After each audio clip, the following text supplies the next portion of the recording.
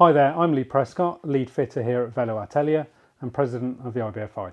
Today we're going to talk about 5 of the myths around saddle height and how true they are. So one of the oldest myths is that your saddle should be at hip height. Now the reason this doesn't really work is because that does not take into account how high the bottom bracket is, how big your wheels are, and also none of your biological function. So not one to really use, I'm afraid. There's much better ways to do it. One of the other common misconceptions that I hear a lot with clients coming into the studio is that the higher your saddle is, the more power you'll produce. And again, this isn't really correct.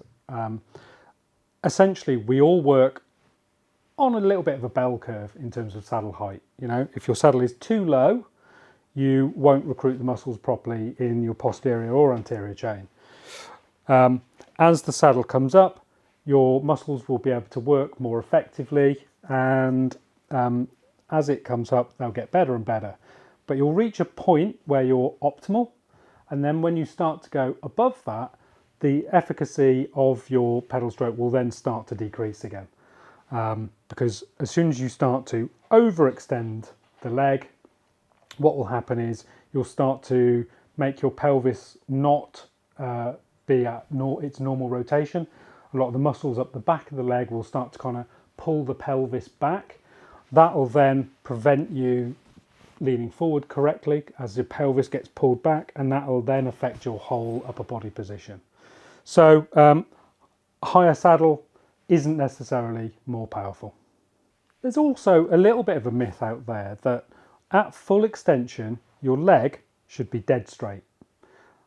If you're following that, please stop. That will lead to injury in most people who haven't got really high functioning flexibility.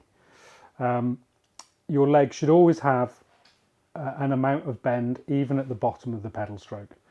Very few people are flexible enough to be able to pedal with their legs really straight, and all you're risking there is all the muscles that insert into the knee are going to be pulling that with much higher strength than it ought to be through the pedal stroke, which will potentially lead to irritation of the knee joint, and also lower back pain can come out of that quite a lot as well, as all of these muscles that insert into the lower back are also tugging on those muscles much more than your body really wants them to. So a fully straight leg at the bottom of the pedal stroke is a definite no-no.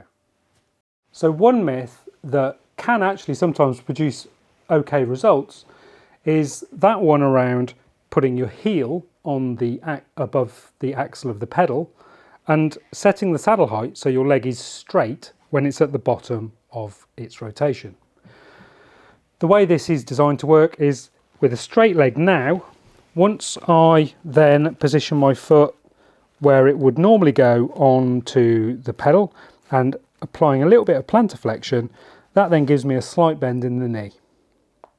So that gets me not far off where that saddle height would want to be. However, what it doesn't take into account of is your function in your ankle, you know, how easily you can plantarflex and dorsiflex, and flexibility in your posterior and anterior chains. So I would, you know, if you're going to use that method, just bear in mind it may not be perfect. I've also seen people talk about there being the perfect height saddle for everybody. This is often talked about using kind of calculations to work out your saddle height. You know, classically there's the Lamond method, and there's a few others out there where you measure your inseam, divide it by a specific number, and then set your saddle height to suit. I think the reason these are not something you should rely on is that, again, like with a lot of the other things we've discussed, it doesn't take into account the human being in terms of their functionality and flexibility. The other thing to bear in mind with all of this, though, is that also saddle height isn't just a single measurement in a lot of ways.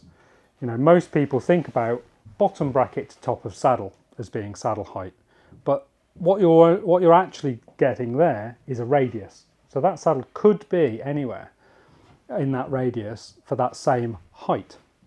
The other thing to consider is the front of the saddle is closer to the bottom bracket than the back of the saddle.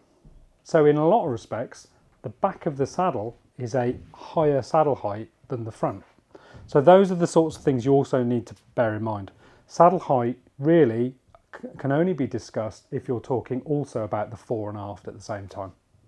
So I think it's pretty obvious that none of these myths are really perfect, and some of them should actively be avoided.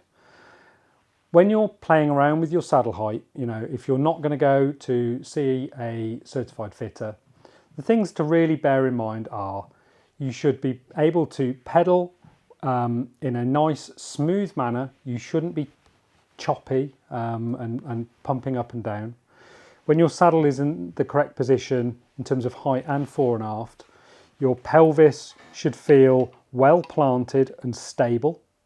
And if your pelvis ends up rocking quite a lot whilst you're pedaling, then the saddle isn't going to be at the correct height.